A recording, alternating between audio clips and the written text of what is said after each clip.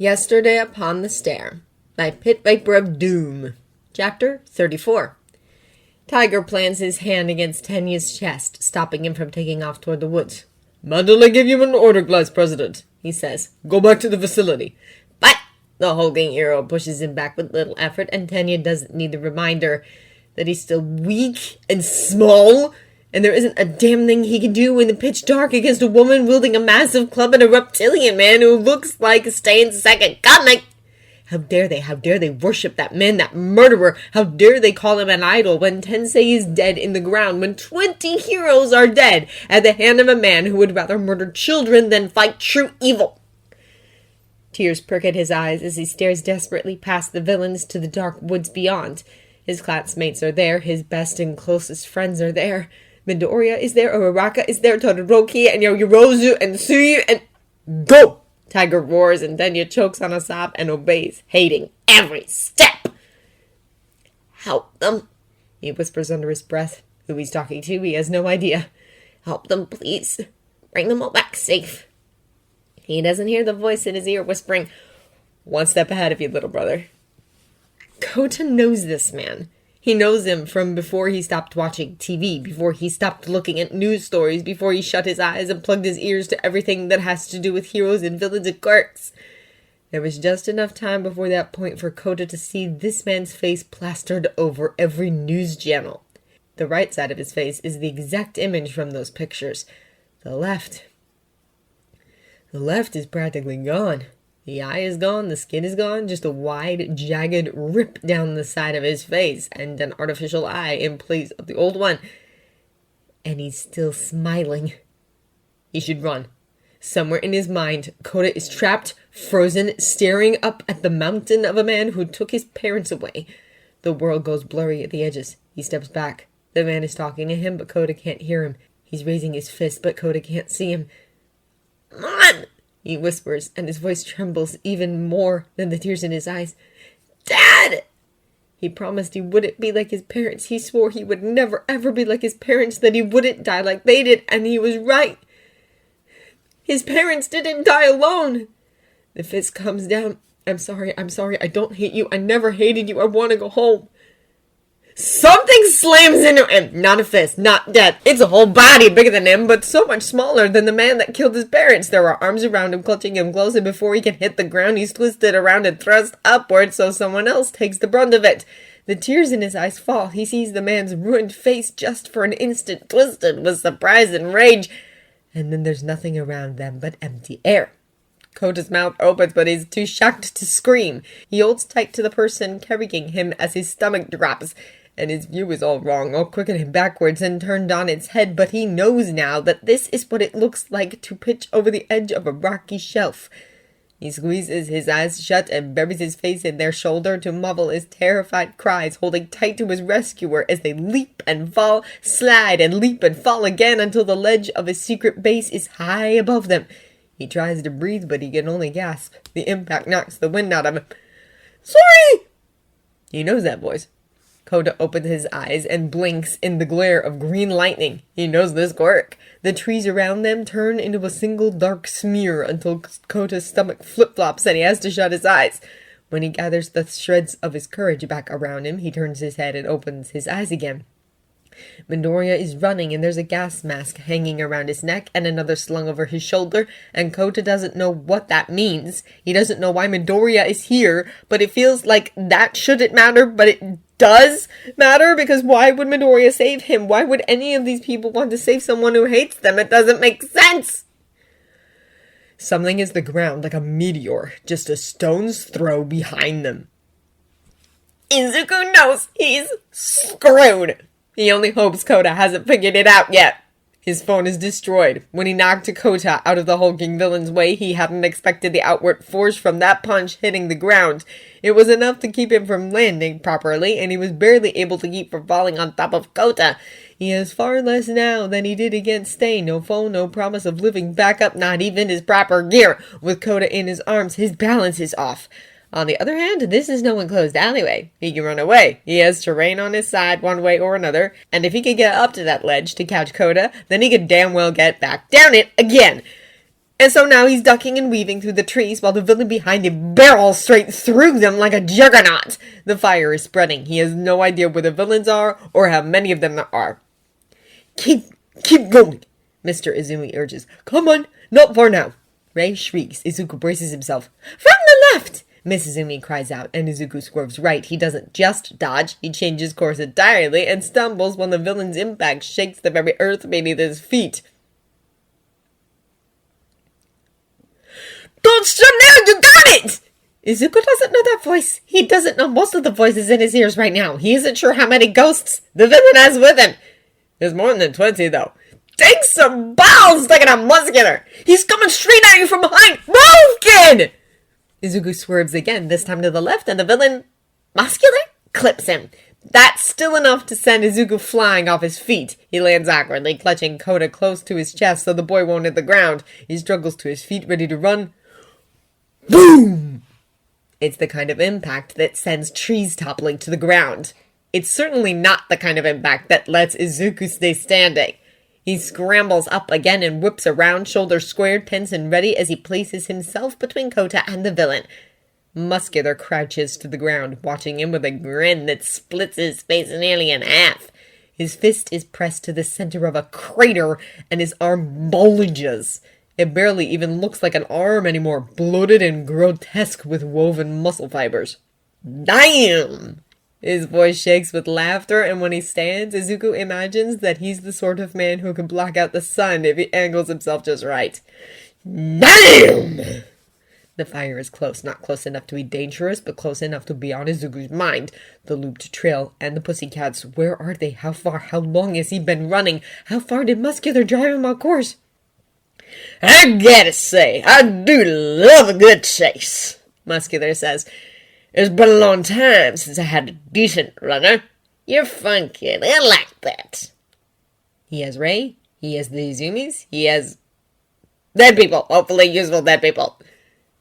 And the boy? Izuku asks. He's pretty sure his voice doesn't shake too much. I can't imagine he'd be too fun for you. Wanna let him go? You won't get anything out of him. What? Koda's voice trembles behind him. What are you? Oh, don't tempt me. There's a strange vibration beneath Muscular's voice, a thrumming little waveform that's almost a purr. When something runs, I gotta chase. That's just how it is. He pauses, head tilting.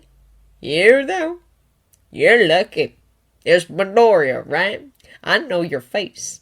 Lucky for you, you're not supposed to die tonight. More muscle fibers creep up his arms to his shoulders, weaving together into solid cords. Nobody ever said I couldn't have a little fun, though.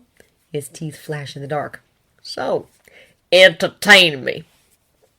You can't fight him, Mrs. Izumi tells him. You can't take him on. Whatever you're thinking, you can't. Oh, I guess if you're that set on the little kid surviving, I'm a reasonable guy. Muscular steps forward, and Izuku can feel the vibrations beneath his feet. Ray moves his side. Her hair is stirring. Tell me where I can find that Bakugo kid, and maybe I'll let the little one run along home. They're after Bakugo. Izuku takes a step back and hears Kota stumble along behind him. You have to run, Mr. Izumi tells him. Take Kota, take him and run. You can make it, you're almost there. Take a look around, Water Horse, one of the others says flatly. You know how fast he is. That kid takes 2 running steps and he's dead. Then tell me something useful, Izuku murmurs. Ray is moving around Muscular to the space behind him. What was that? Muscular asks. I don't have anything useful for you, he says, louder this time. Sorry. Oh. Izuku sees the moment Muscular makes his choice. That's a shame. Ray appears over Muscular's shoulder, clawed hand swinging around to swipe at the back of his head. Confusion flashes across the villain's scarred face. His head whips around and Izuku launches himself forward and hurls a punch at his jaw! Muscle fibers twist up along the villain's neck. Izuku's punch lands and he might as well have hit a brick wall with a plastic toy hammer! Izuku blinks, starts to form a plan to retreat and regroup. Before the first thread of thought can take form, Muscular punches him in the ribs. His feet leave the ground, the world turns end over end, and when it rights itself, Izuku is slammed sideways into the trunk of a tree. He slides to the ground, jaws cracked open, head splitting. He activates his quirk again and rolls himself back into the fight, this time aiming low. The same thing happens, only this time Muscular flings him around like a rag doll with his feet. Izuku feels one of his ribs give. Too slow. Muscular's voice rings out almost sing-song with glee. It's a familiar tone. He sounds like a bully in the schoolyard, laughing and jeering as he holds a backpack or a notebook or a lunch pail high over Izuku's head. Izuku doesn't even have the chance to get up before Muscular tosses him around again. That's the most pathetic quirk I've ever seen, he jeers. Does that what? Makes you strong, makes you quick? What's the point of that when you can't be stronger or quicker than me? He's bleeding. He can feel it trickling warm and wet down his face, on his arms. He's on the ground and bleeding, and he can hear Koda's voice, high and desperate and pleading. Muscular is talking back, at least for now. His attention is turned aside. Get up! Mrs. Umi is at his side, pleading with him. Please, I'm sorry. I'm so sorry, but you're his only hope. I know. Izuku whispers back. His arms tremble as he levers himself up again. I know! Muscular is right. Full cowl can't help him when Muscular isn't Stain. He's stronger than Stain, crazier and cleverer, and he doesn't seem to care about any ideals. He doesn't have a choice. He can either go all out, or die, or let Kota die. What can I sacrifice, he thinks. What can I do without? Not his legs. He needs his legs to get around. His arms, then? One arm, if possible? He can do a lot with one arm intact. He readies himself to stand. No time to waste. Not when Kota needs him. He clenches his fist and hopes Recover Girl can forgive him for what he's about to do again. Midoriya! Head's turn. Not Muscular's head, or Kota's. Only the ghosts can hear Tensei's voice when he appears at the scene. Tenny's safe! Tensei calls to him. But things are bad. The fire's spreading and there's a villain fighting Aizawa back at the facility. There are at least 7 in all by my count. There's no one who isn't fighting or running. He asks Muscular. Tell me how I can help you. The fire roars in the distance. Somewhere in the woods, Yaoyorozu is waiting to meet him back at the facility. Uraraka. There was enough time for Uraraka and Tsuyu to go into the woods before this started, wasn't there? Todoroki? Bakugo. They're after Bakugo. He has to help them. Izuku's heart sinks down, down, down until it feels as if it's level with the ground.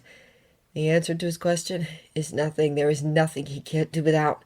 He needs his legs to run and find his friends. He needs his arms to carry Kota, to carry his friends if they can't walk. Interference! He says it loudly enough to turn Muscular's attention back to him. He doesn't know how he must look bloodied and battered within an inch of his life. What? Muscular asks. You saw what Ray did? Izuku whispers to Mrs. Umi, barely moving his lips. Do that! Stay out of my way, but do that and pass it on! I don't know if I can, she tells him. She touched him, didn't she? Don't do it for me, Izuku whispers. Do it for him, do it for Kota! You can still fight for him! I'll help you! Okay, she answers. Okay. Izuku launches himself not forward, but up! He couldn't have managed this on the cliffside. It was too open with no ceiling overhead and only one solid wall. But here there are trees with limbs and trunks that he can ricochet off of. He's not faster or stronger than Muscular by himself, but he can build up his speed, build up the force behind his blows. If Gran Torino could do it, then so can he! There's another advantage to this, of course. It pisses him off. And if Muscular is angry with him, then he'll stop paying attention when Kota backs away from him. Branches crack, bark splinters, and Izuku sends dirt flying every time he touches the ground. It's close, far too close. If Ray and the ghosts weren't doing absolutely everything they could to keep him distracted, Muscular would probably have smacked him to the ground again. There has to be a limit. There has to be a weak spot. If he can find it and build up enough momentum to hit it.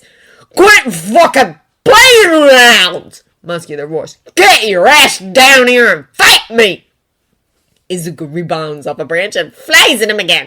He only means to skim over his shoulder, but Muscular is still impossibly fast. The fibers on his shoulder twist, part, and then to his horror they rise up and trap his wrist. He yanks at it, but to no avail. When Muscular's reinforced fist swings around again, he can't dodge.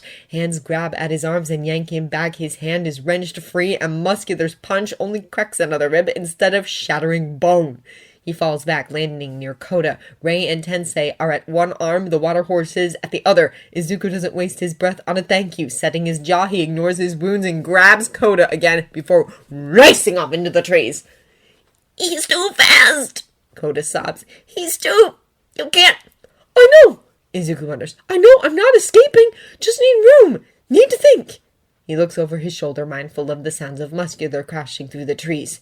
The Izumis are here, and Tensei and Rei, and even a handful of the ghosts following the villain.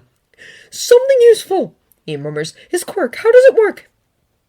Muscle augmentation, Mr. Izumi answers, speaking quickly. He can reinforce his muscles to increase his strength, durability, and speed. Nothing fancy, but he's incredibly strong and incredibly skilled with it. Limits!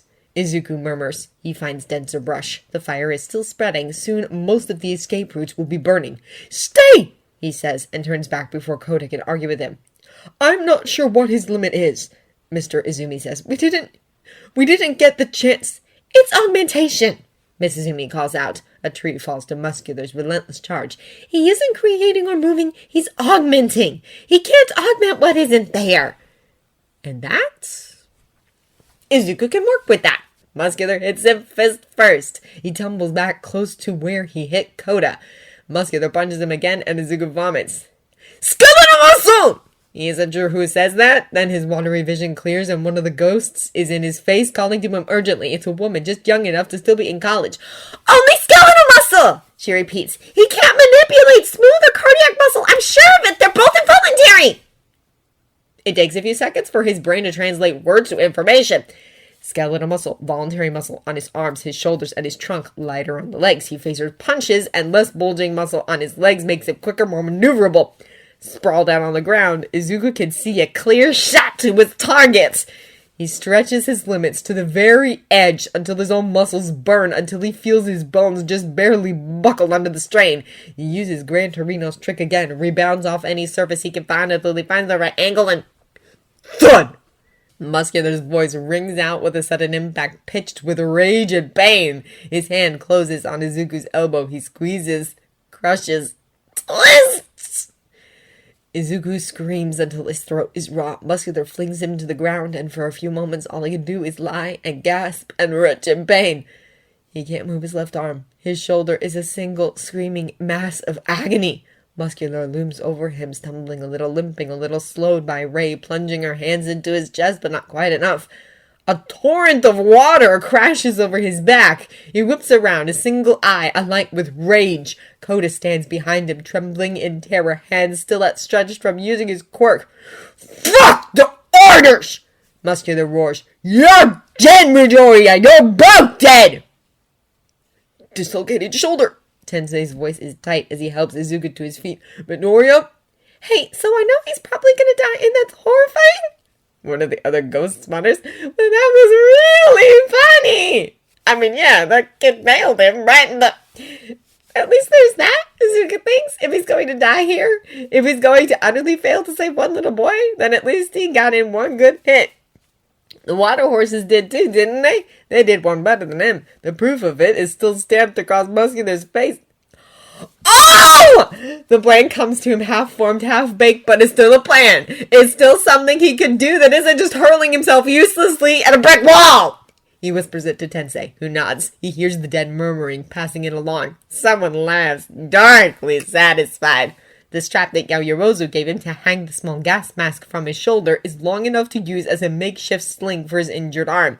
His shoulder still protests sharply at him when he takes off, but he grits his teeth and forces it to the back of his mind.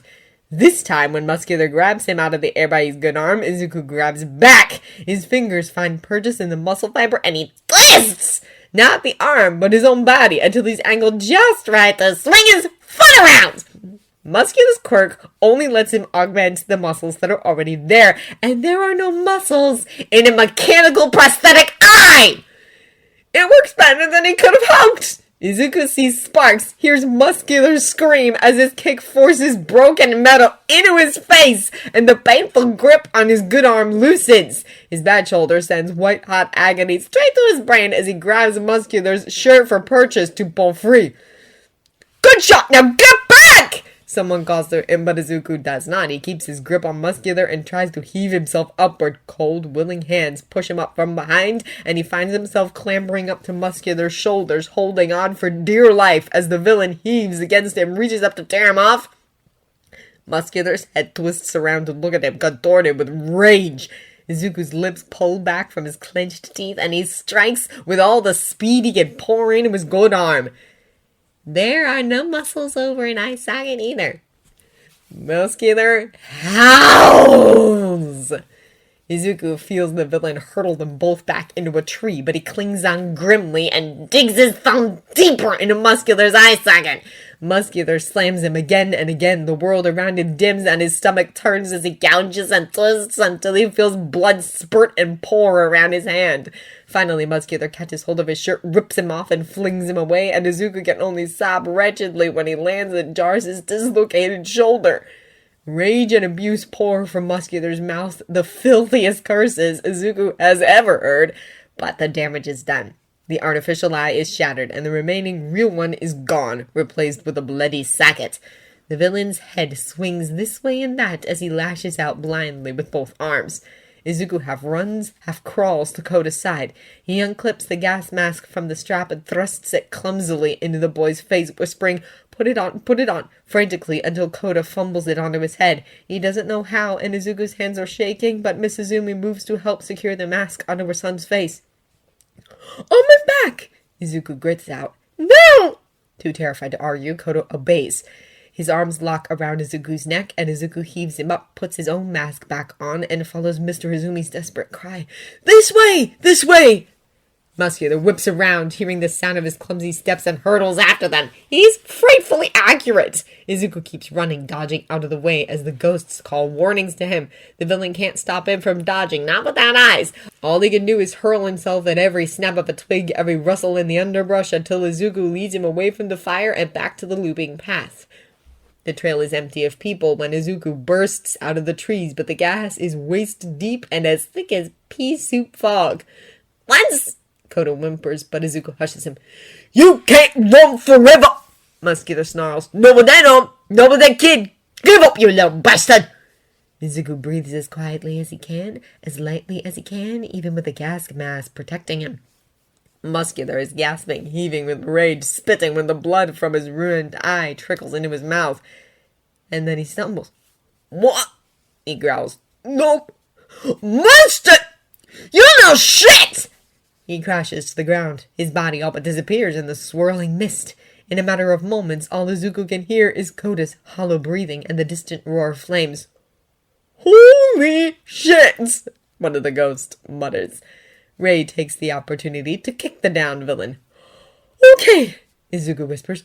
Okay, go, let's go. We'll keep an eye out for villains, Tensei tells him. And lead you away from the fires, Miss Izumi adds. Mr. Izumi offers a weak smile. You're taking the easy way back, got it? We're sticking with him, one of the Muscular's ghosts says. Either he burns to death, or I get to see him get hauled away by the cops. Either way, I'm not missing it. The dead gather around their murderer, grim, impatient, and satisfied. Izuku nods. He gives the Muscular a wide berth, then carries Koda away from the gas. It's only when the villain and the gas are far behind them that Izuku lets him down, takes off his mask, and helps Koda out of his. It's only when it's off his face that Koda quietly breaks down in tears. It's okay, Izuku says, and makes a note to thank Momo properly for that strap because the damn thing is still supporting his left arm. Awkwardly, he hooks his right arm around Koda and pulls him into a hug. It's okay. We're okay. Koda sobs wretchedly into his chest. You're okay. You did good. You hear? You did so good. He was gonna kill you. Koda's voice is muffled into his shirt. He was gonna kill you. Why'd you do that? Someone had to, Izuku says. No one else knew where you were, so... Me. But I just... Koda pulls back, scrubbing tears from his eyes. You think I'm going to let someone kill you just because you're sad and angry and you swore at me? Izuku asks. Forget heroes and villains. That would just make me an asshole. Koda chokes. I'd like to be a hero, Izuku says, but I can start with just not being an asshole. The noise Koda makes is somewhere between a sob and a laugh. And on the practical side of things, Izuku pauses and glances toward the fire glow leaking through the thick trees. Those fires are spreading, and as far as I know, the only one here with a quirk like yours is, well, you. We're gonna need your help pretty soon, I think. Koda's face does a funny little twitch and twist that tells Izuku he's trying not to cry again. Okay. He whispers. All right then, hop up. We'll get there faster if I carry you. Watch my shoulder. To his relief, Koda does as he asks. It's shaped funny. He says, I am in so much pain right now. Koda's getting closer to laughter with each new shaky coughing sound he makes. I didn't mean to laugh. Go ahead and laugh, Izuku tells him as he sets off after the ghosts. It feels better than crying, doesn't it? The boy is quiet for a while before another noise reaches him. It's almost laughter. Nearly there. You hit him in the balls! Did you like that? I picked it up from you. Koda sobs out another laugh, and Izuku follows the ghosts out of the burning woods. Momo is beginning to get hungry. Most of her dinner has gone into providing gas masks to everyone she meets. She doesn't know where Kendo is, but Awase-kun has been leading students to Class B's safe zone for aid. Tsunotori keeps showing up carrying a different classmate each time. Momo's had to replace her gas mask once already. She finds Jiro unconscious with Aoyama staggering drunkenly under her weight until she shoves a mask at his face. Her classmate is wide-eyed with terror, all bravado forgotten. Momo practically has to shout and shake him to keep his attention from flying away in a panic. Get Jiro back to the facility, she says and points in the direction Awase has been leading people. You'll find Class B students heading that way. Hurry! He nods vigorously, too frazzled to speak, then scoops Jiro up and stumbles off with her. Momo watches them go, fighting the physical ache in her chest. She wants to go with them, but she can't yet, not when there are still students unaccounted for. She runs into Awase soon after, and this time he's alone. Any more? He asks. I just left some of the others there. They're all right. I can't find anyone else, she says. She purses her lips. I think we should go. Awase shakes his head. But what if... The longer we stay out here, the longer we risk becoming casualties ourselves, Momo tells him. We've done what we can. We should regroup with the others. He looks like he'd like to argue, but he sighs and nods reluctantly. All right, come on, before someone else... Somewhere to their right, a tree splits, groans, and tips over. The two of them freeze, staring at each other in faint alarm. And then something else groans. Momo draws in a quiet, shuddering breath as dread solidifies in her heart, as heavy and solid as lead. She hopes against hope. That isn't what she thinks it is, but luck is not on their side tonight. She never got close to the one at the USJ. She never got the chance. From what Todoroki and Ida and Tsuyu and some of the others have told her, that's a good thing! Slowly they turn to look as another tree tips, and the Nomu steps out from behind it with another hoarse, creaking groan. It took nothing less than All Might himself to take down the one at the USJ. Run! Momo whispers, and this time Awase doesn't argue with her. Aizawa Shota races through the woods, seething! The villain Dabi is not unfamiliar to him. Most underground heroes have seen his face in pictures at least. It's hard to mistake it. With scars like that, he couldn't be anyone else. Except, of course, that the one that Shota just fought turned out to be a clone, doubtless the result of another villain's quirk. But Shota is willing to bet that the real one is here all the same. Dabi is powerful, ruthless, and a cold-blooded killer, and Shota would rather face 10 of the Nomu than see the bastard so much as touch one of his students. But he's lost precious time. He needs to regroup with the Pussycats, find out where the students are, find out how many villains they're even dealing with. Aizawa-sensei! Shota halts, and Midoriya Izuku comes hurtling out of the trees.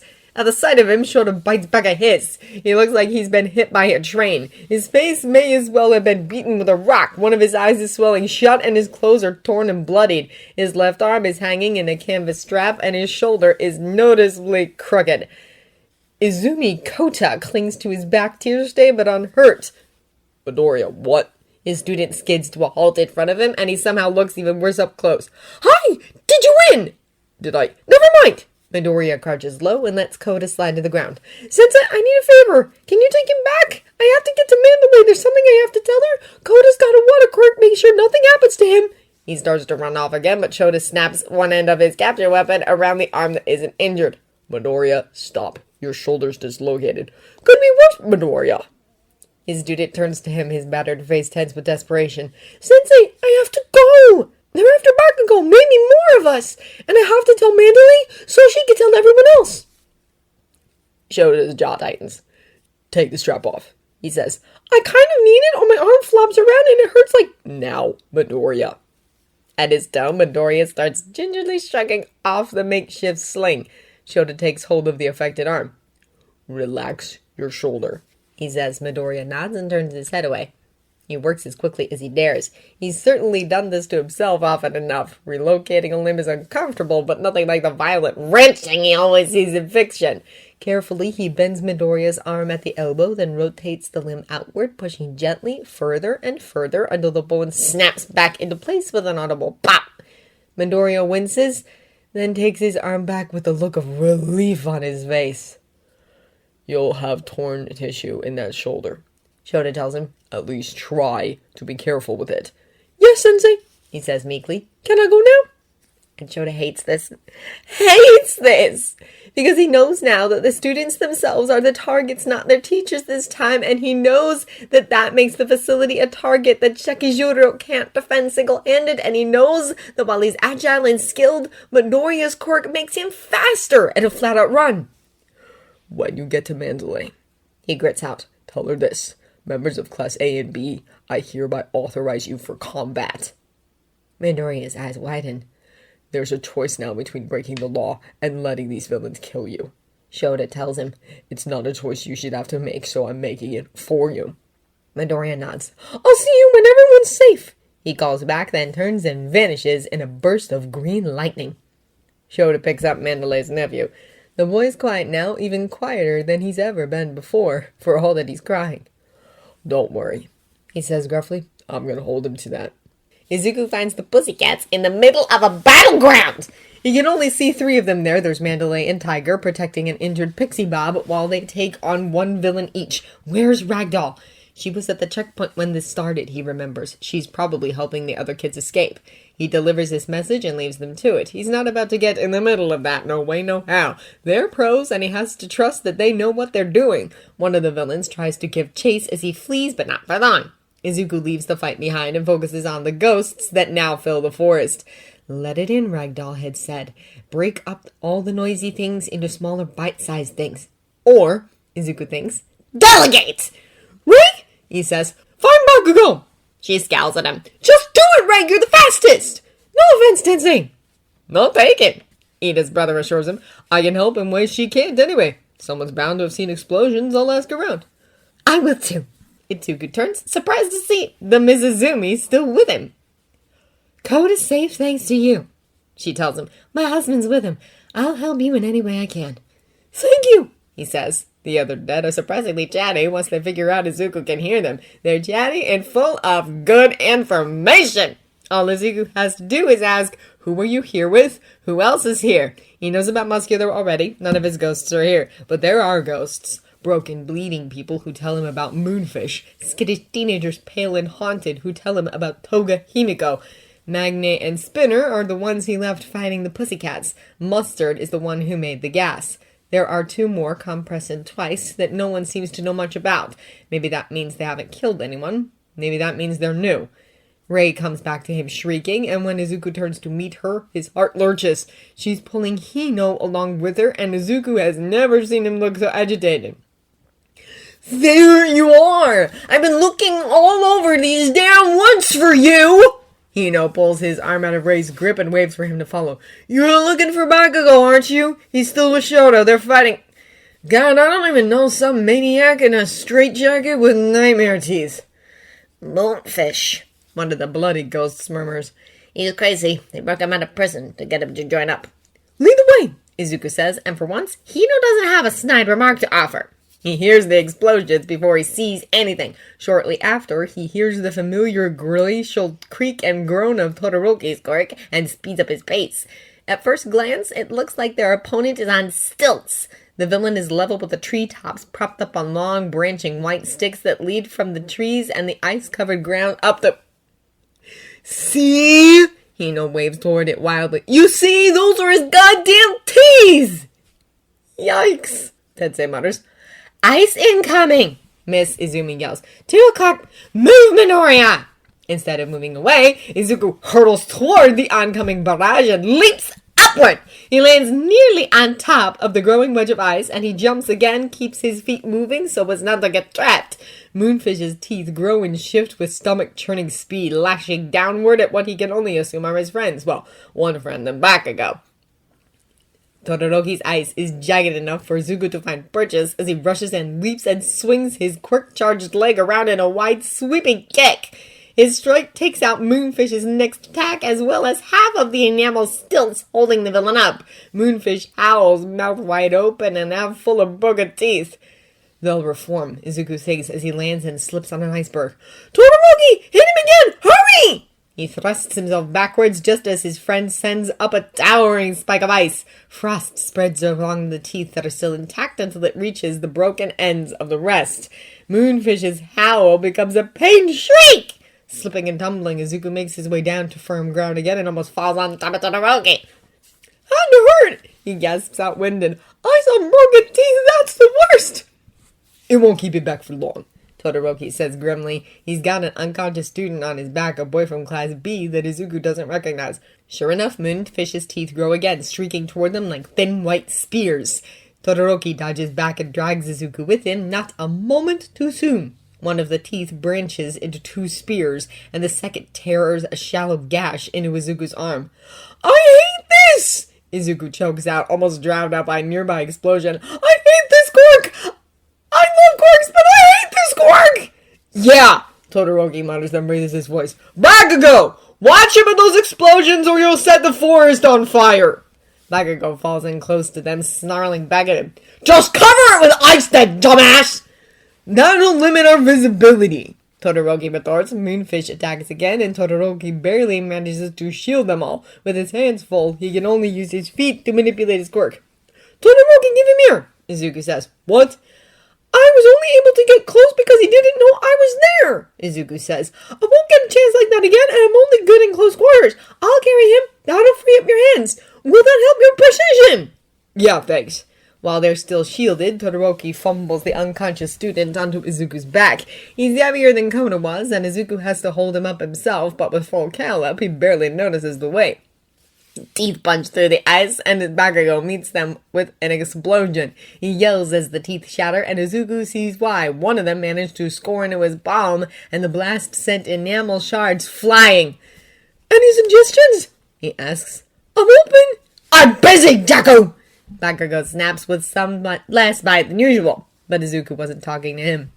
With no backup and no gear and not enough training, there's not much you can do besides retreat, Tensei says, his voice tight. Is there any way we can lead him back to the gas? He asks. No good. Todoroki shakes his head. We can't get him down far enough for it to take effect. Izuku eyes the ghosts. Rei and Tensei, Mizuzumi, Hino, all the ghosts following Moonfish. It's getting crowded around here. I can't make him afraid, Rei tells him, frustrated. He's like a black hole, nothing touches him. Excuse me? One of the ghosts calls out, waving from several rows back. Someone's coming, if that changes anything. What? Izuku says. I said we can't get him down far enough for the gas to knock him out, Todoroki repeats, while the ghost points back towards the thicker woodland. Someone's coming, he says again. running, actually, and he's being chased. Oh, Izuku says faintly. That's not good. Todoroki shields them from another attack while Bakugo roars with frustration, then glances at Izuku again. What's not good? Oh, Izuku dithers for a moment. I think we're about to find out. What's chasing him? Tensei calls to the speaker. The question passes from ghost to ghost in a low murmur. Something big? Is a hesitant reply. I don't think it came with us. It's big and dark and... It's a bird? Someone said it's a bird. Who said that? A big dark bird. Tokoyami! Izuku blurts out. Fuck! Where? Bakugo whips around. Do you hear something? Todoroki asks, and Izuku does. It's like wind in the distance, pounding, howling wind, the kind that makes tree trunks bend and break. Tokoyami's quirk, he says faintly. It's weak to light, remember? He swallows hard as the howling gets louder. And that means the reverse is true! Todoroki! It's not Tokoyami's voice that hails them. Through the darkness, Izuku sees a taller, hulking figure running at them with 6 webbed arms swinging, and behind him, Shoji! Todoroki calls out, and Tokoyami. Todoroki, Bakugo! Izuku has never heard Shoji shout before, but he does so now. If you can make light, hurry! We should probably get out of the way, Izuku remarks. Several things happen at once. Shoji catches up to them wild-eyed and frantic. High above, Moonfish shrieks with rage, shifting his teeth toward the oncoming wall of pitch darkness. Todoroki seizes Izuku's shirt in one hand, Bakugo's in the other, and drags them out of the way. Tokoyami and Dark Shadow come roaring in, utterly unstoppable. Izuku doesn't quite see the clash, too disoriented from how abruptly things shifted. All he knows is the sound of trees falling and Dark Shadow roaring and Moonfish screaming before the forest lights up with Todoroki's flames and Bakugo's explosions. It's over almost as abruptly as it began. Moonfish is on the ground, silent and motionless. Tokoyami looks wrecked, leaning against Shoji as if he'll fall over if he doesn't. I'm sorry, he keeps repeating. I'm sorry, I didn't mean to. That villain attacked us, Shoji explains while Tokoyami catches his breath. It went badly. He holds up one of his arms, showing them the bloodied stump on the end. Don't worry, he didn't cut off anything that won't go back, but when it happened... Dark Shadow was strongest in the absence of light, Tokoyami says quietly. But also, at its most volatile, I give in to the darkness and the rage. I apologize. I put you all in danger. You also kind of saved our lives, Izuku pipes up. Shoji gives him a flat look and he shrugs. Well, we did. He glances around at them. Everyone all right? I'm coming from you, Todoroki says dryly. As usual, you're worse off than the rest of us put together. What even happened to you? It's not that bad, Izuku assures him. You should see the other guy. Todoroki raises an eyebrow, unconvinced. It's just a couple of cracked ribs, an extensive bruising, and a dislocated shoulder, but Aizawa-sensei fixed that. And your hand? Shoji asks. Huh? His classmate points. Your right hand's even bloodier than the rest of you. Did you injure it? Izuku glances down. No. That's not mine. He shakes his head. I'll tell you all about it when this is over, but we're not out of the woods yet. You all heard Mandolay's message, right? Yes, Todoroki answers. Bakugo scowls. Message? Tokoyami steps away from Shoji to stand on his own. I was preoccupied. What did she say? We've been authorized for combat, Todoroki tells him, and the villains are here to capture Bakugo. We'll be safest back at the facility where Blood King and Aizawa-sensei are, Shoji says. Right. Tokoyami nods. Our mission from here should be to escort Bakugo, then. Aye! Bakugo snaps. We can't go back to the clearing where we started, Izuku says. The pussycats are still finding villains there, so we'll get spotted for sure. It'd be better to cut through the woods, take the straightest path. We have no way of knowing how many villains there are along the way, Todoroki points out. Going through the woods puts us at risk of ambush. I don't! Bakugo starts. I can detect enemies, Shoji says. I'm no slouch myself, Izuku adds, eyeing Tensei and Rei. The latter flashes him a thumbs up. Add to that the fact that we still have Tokoyami and a way to control this quirk if we have to. I think we're good. On that note, I can carry Subaraba, Shoji offers. Izuku blinks. Who? The Class B student on your back. Oh! Izuku says sheepishly. He's, not that heavy, actually.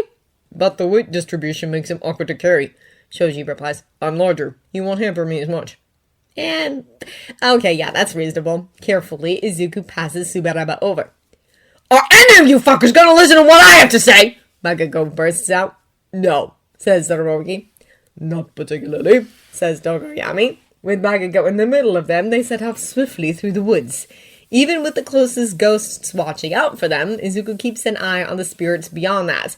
He can watch them for reactions, for sudden movements, anything to indicate that something or someone is coming. The gas has mostly dissipated by now. Hopefully that means that Mustard is out of the fight. The fire still burns, spreading steadily from the original point. The walk is silent, and the tightness of dread continues to coil and twist in Izuku's chest.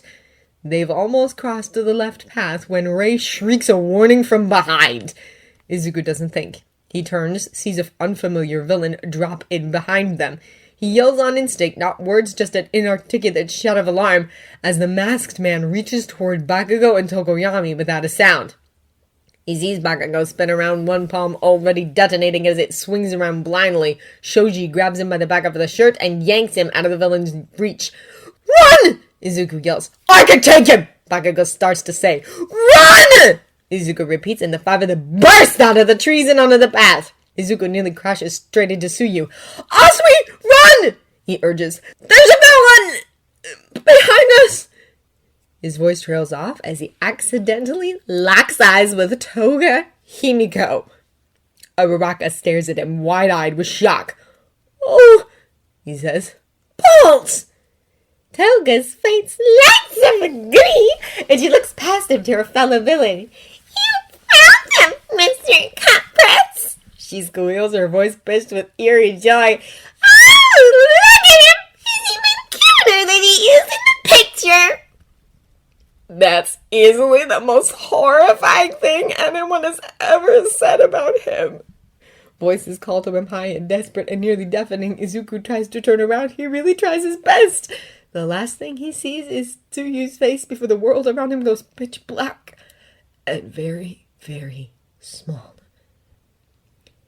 Nanomu is about to kill them when, without warning, it halts. Its many arms vanish, and it turns away from Momo and Awase as if abruptly losing interest. The two of them watch, barely breathing, as the hulking thing slowly shambles away through the ruined woods. What's going on? Awase's voice trembles. What? Why did it... Momo struggles to stand, but in the end she has to settle for kneeling. Those things are mindless, she says. They only take orders. They don't think for themselves. If it stopped, then that means someone told it to. It's retreating, Awase says grimly. Then the villains are too, Momo says. She's lightheaded from using too much of her quirk, but still the beginnings of one last plan are weaving together in her mind. Either they lost or... She doesn't finish that thought. Instead, she reaches into the palm of her hand and creates one last object. Awase-kun, your quirk. It lets you weld things together, right? Yeah. Good. Momo presses the object into his hand. I need you to do something for me. One moment, Midoriya is there, and the next he's gone. Shoto blinks, and when he opens his eyes, the masked villain is springing back, clutching two tiny marbles in his hand. Objective complete, he says. Hurry back, Miss Toga. And then he's gone. Nice meeting you, Uraraka. Do you? The villain girl chirps. Gotta go. See you soon. Shoto lunges after her, but Uraraka grabs him and pulls him back. Leave her! She yells. He's getting away with Taku and Bakugo! His teeth grind until he feels the tension aching in his skull. Which way? He spits out. Over the trees, Shoji answers, pointing. He's fast, and bypassing the fires as well. We'll never catch him. Yes, we will. Shoto snaps and takes a step to pursue. On foot, Shoji amends. We'll never catch him on foot. We won't catch him by standing around here either, so hurry. Wait! Uraraka's hand closes on his shoulder again. Wait, just... What would Deku do?